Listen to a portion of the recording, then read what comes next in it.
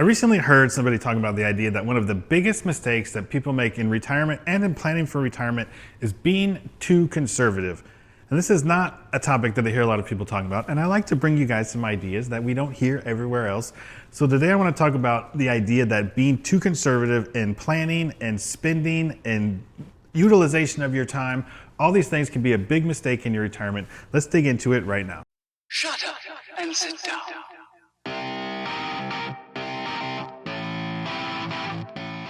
Just in case you're new here, this, my friends, is the Retirement Mentality channel, a place where I'm going to change your mentality about retirement.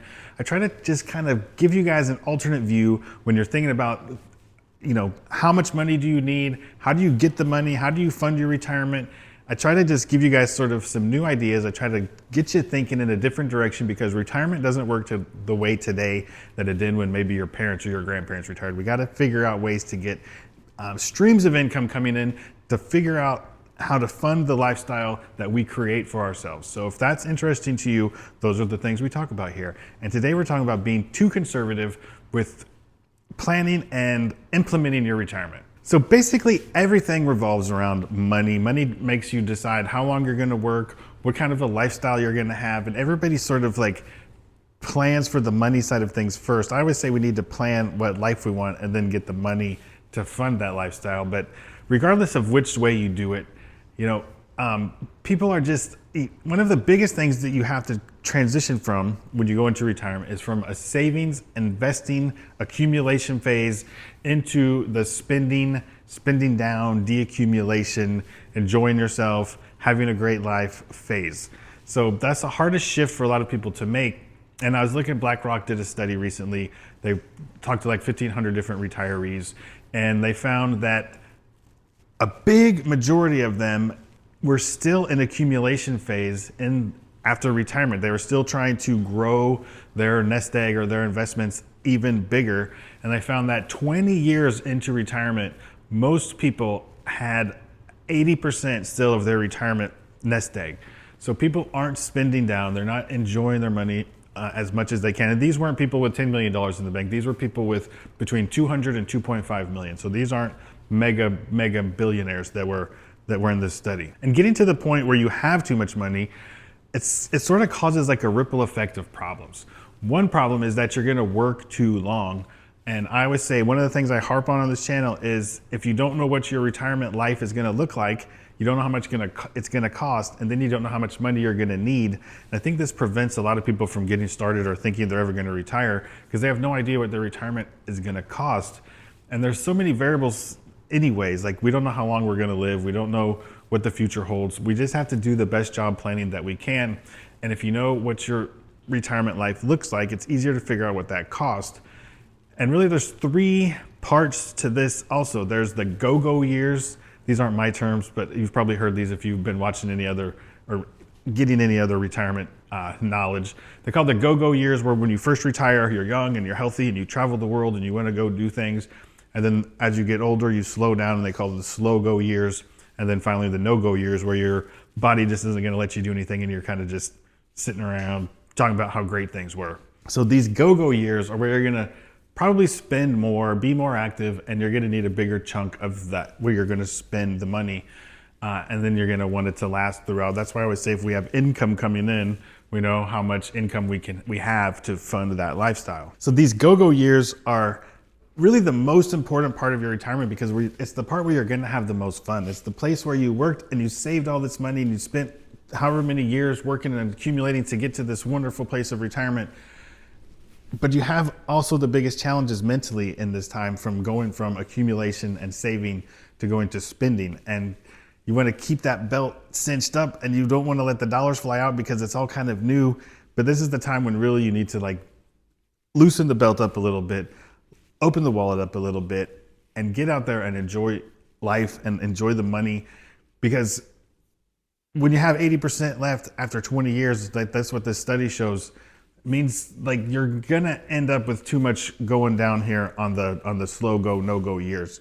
Bill Perkins wrote the book Die With Zero, and his book is really geared, I think, to people more with $5 or $10 million in their retirement accounts.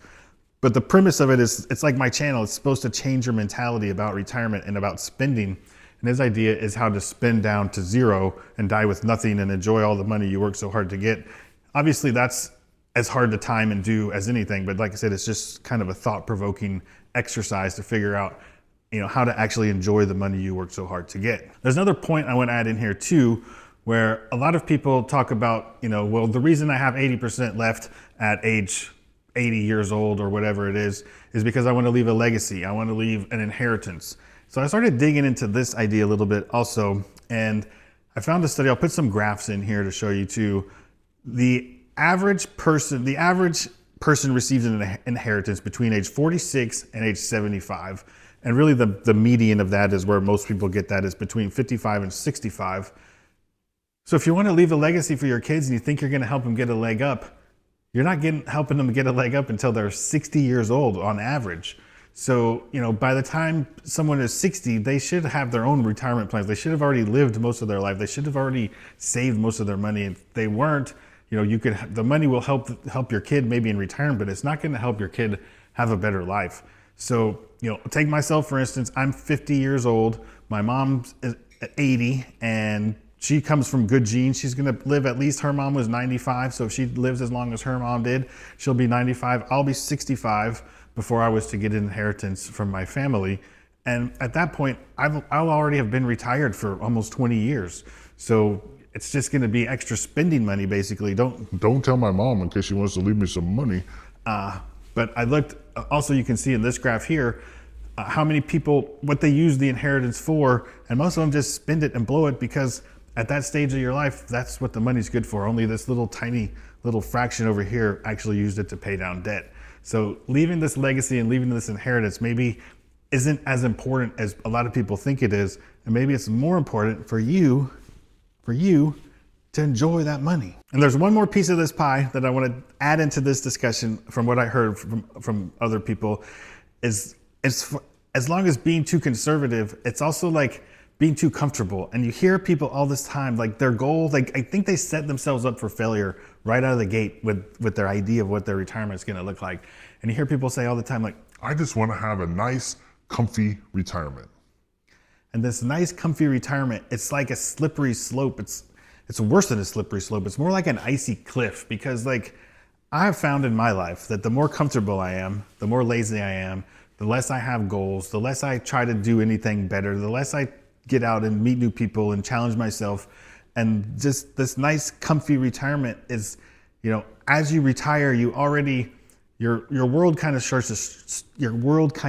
to shrink. Like you don't have work friends. You have less people you're hanging out with. You have less things you're out there doing already. And if your goal was to just put on a big blankie and Netflix and chill, like you're setting yourself up for failure, because your mind will deteriorate faster, your body will deteriorate faster, you'll feel more lonely. You've got to get out and challenge yourself more. So by being too conservative on like just your life in general, it's part of not spending the money and trying to be careful with the money and trying to be careful with the time and trying to be careful with your life, and just having it all be padded and insulated, I think is the wrong idea too. You've got to get out, you've got to challenge yourself, you've got to do the travel and meet new friends and have new experiences that make you feel more like you're part of the world and that you are connected to people. And so I think like trying to be too comfy is just the same as trying to save too much and trying to keep the money for too long. So I don't know what you guys think. Leave me a comment down below. This was maybe just a little bit more thought-provoking than anything, but hopefully maybe it made you think a little bit and you can get something out of this. If you did, you know what to do. Give me a like down there. Consider subscribing to the channel. I'm trying to hit 10,000 subscribers by my birthday, which is like in a week. So subscribe if you haven't subscribed. And if you like this video, go watch this video over here. It talks about some ideas about retiring as a couple. Maybe one spouse retires at one time, another one at another time. So there's some couple retirement ideas over here. You can go watch this one if you want more thought-provoking ideas about retirement. Thanks for watching.